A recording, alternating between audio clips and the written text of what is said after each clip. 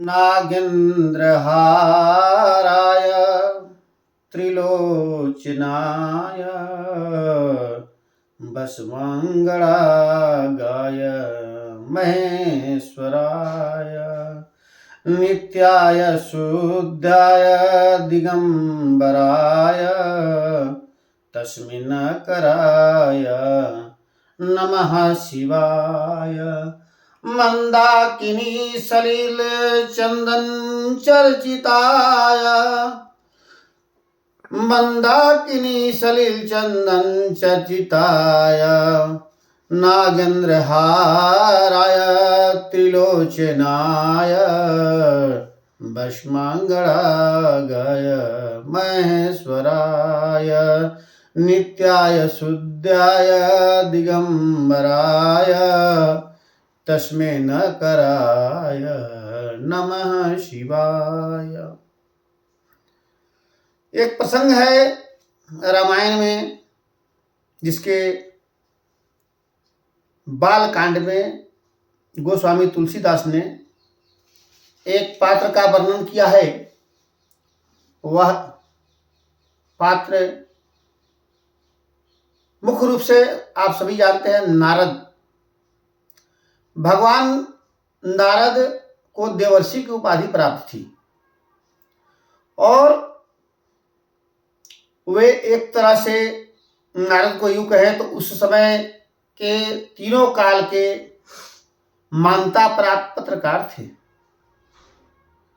वो जब भी चाहते त्रिभुवन में कहीं भी किसी समय आ जा सकते थे। इसका एक कारण आपको बताऊं कि नारद जी को कुछ लोग कहते हैं कि वो उड़ते कैसे थे, वो चलते कैसे थे, पंख उनको कैसे लग जाती थी, चलते थे। नहीं, यहाँ पर एक बात आई है कि नारद जी को लघिमा शक्ति प्राप्त थी।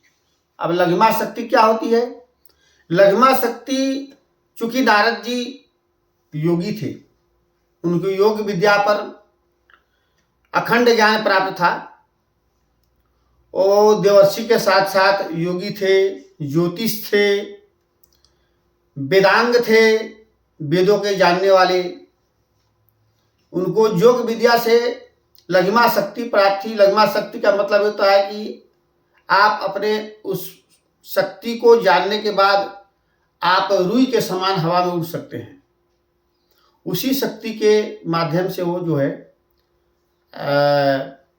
त्रिलोक में भ्रमण करते थे, जहां जिस समय चाहते थे, आकाश मार्ग से, पाताल मार्ग से और पृथ्वी पर भ्रमण करते रहते थे। नारद के बारे में कहा गया है कि वो ब्रह्मा के पुत्र तो थे ही, और उन्होंने सृष्टि में कहीं पर दानवों से, असुरों से, तो कहीं पर देवों से और संतों से जब चाहते से मुलाकात कर लेते थे। उनका मुख्य काम था इनकी सूचना उनको प्रदान करना और उनकी सूचना इनको प्रदान करना। भ्रमण करते करते वो जो है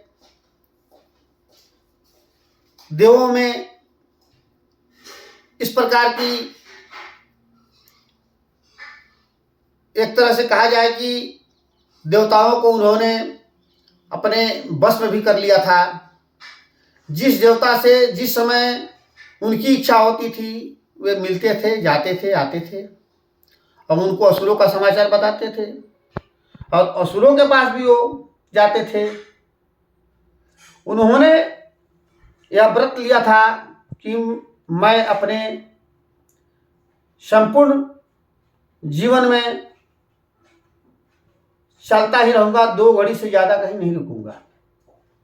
2 घड़ी से ज्यादा इसलिए वो नहीं रुकते थे कि उन्हें एक तरह से, मतलब जैसे आप बतावे कि दक्ष प्रजापति का श्राप भी उन्हें मिला था। वह श्राप क्या था? दक्ष प्रजापति के ग्रंथों में वर्णन है कि 10,000 पुत्र पैदा हुए, लेकिन देवर्षि ने उन सभी पुत्रों को इतना ज्ञान दिया कि वे सब जो है राजा बनने के तैयार नहीं हुए। ये सब जो है संत बन गए, महात्मा बन गए, ज्ञानी बन गए, विद्वान बन गए, मतलब राजपाट के मोह से वो दूर हो गए। तो उन्होंने दक्ष प्रजापति ने उन्हें श्राप दिया कि तुम जो हमारे बच्चों को पाठ पढ़ा कर जो है राजपाट से दूर कर रहे हो, इसके लिए मैं तुम्हें श्राप देता हूं कि तुम 2 घड़ी से ज्यादा कहीं तुम रुक नहीं पाओगे। उस समय से कहा जाता है कि नारद जी कहीं 2 घड़ी ज्यादा रुक नहीं पाते थे, चाह कर भी वो नहीं रुक पाते थे। उन्होंने व्रत भी लिया था कि मैं 2 घड़ी से ज्यादा नहीं रुकूंगा। व्रत के बारे में आपको बता दूं, नारद जी के बारे में तो बताता रहूंगा, व्रत के बारे में बता दूं। व्रत क्या है? व्रत एक प्रतिज्ञा है, संकल्प है, जिसे हम पूजा पाठ के दौरान ले लेते हैं। वह व्रत नहीं है। मुख्य व्रत यह है कि आप यह प्रतिज्ञा कर लीजिए कि हम आज दिन नमक नहीं खाएंगे, आज दिन झूठ नहीं बोलेंगे। अब व्रत 1 दिन का होता है, 1 घंटे का ले सकते हैं, 1 हफ्ते का ले सकते हैं, 1 वर्ष का ले सकते हैं और आजीवन भी ले सकते हैं। आपको यह जानकारी है कि महाभारत में गंगा पुत्र भीष्म ने व्रत लिया था। किस बात का? कि मैं आजीवन कुंवारा रहूंगा। अब व्रत कहाँ लिए थे? वो व्रत सत्यवती के घर पर उनके पिता के समक्ष लिए थे। उसकी कहानी थोड़ा विस्तार से है, बताया जाएगा बाद में। व्रत में उन्होंने व्रत लेकर मां सत्यवती को जब वो लेकर आ रहे थे तो उनके व्रत को मनन करते हुए मां सत्यवती ने कहा कि हे गंगा पुत्र, मैं अभी इसी समय तुम्हारा पैर छूना चाहती हूं। तो गंगा पुत्र ने कहा कि हे माता, मैं तो आपको व्रत लेते समय माता मान लिया हूं, तो मैं अब आपसे पैर नहीं छुआ सकता। माता पुत्र की पैर नहीं छू सकती है। अब आप यह समय खो दिया है आपने। फिर जब वो अपने घर हस्तिनापुर पहुंचे, उनके पिता शांतनु महाराज जब देखे थी कि सत्यवती को भीष्म गंगा पुत्र लेकर आ गया, तो उन्हें यह शंका हुई कि ऐसा तो नहीं कि जिसे मैं चाहता था उससे यह विवाह कर लिया। वो आश्चर्यचकित हो गए। क्यों? कि उन्हें यह थोड़ा सा भी जानकारी नहीं थी कि जिस सत्यवती को से मैं दिल से प्यार करता हूं उसे गंगा पुत्र भी करते हैं। लेकिन जब गंगा पुत्र की इसकी जानकारी हुई तो उन्होंने तत्काल वहीं निषाद राज के घर जाकर सत्यवती को माता मानकर व्रत ले लिया कि मैं आजीवन कुंवारा रहूंगा। और उस व्रत का परिणाम ही था कि जब वो अपने पिता को बताए कि महाराज, मैं यह व्रत ले लिया हूं कि मैं आजीवन कुंवारा रहूंगा, वो क्या बताया? सत्यवती नहीं बताया कि इन्होंने आपके लिए मुझे लाया है और इन्होंने व्रत ले लिया है कि मैं आजीवन कुंवारा रहूंगा। इसके बाद अब देखिए व्रत में कितनी ताकत होती है। आप भी व्रत लेंगे तो भगवान आपको उसका उपहार जरूर देंगे। शांतनु कोई ऋषि महात्मा नहीं थे, शांतनु कोई तपस्वी नहीं थे, शांतनु को भगवान नहीं थे। शांतनु एक राजा थे, महाराज भरत के उत्तराधिकारी थे। उन्होंने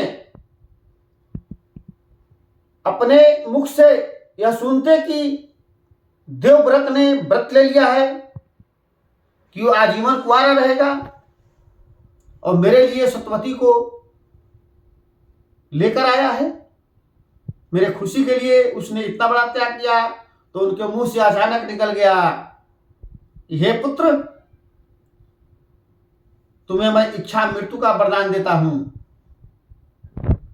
तुमको यह वरदान देता हूं कि तुम जिस समय जब चाहोगे तभी तुम्हारी मृत्यु होगी, वरना पूरे सृष्टि में तुम्हारा कोई वध नहीं कर सकता, तुम्हारा हत्या नहीं कर सकता, तुम्हें मार नहीं सकता है।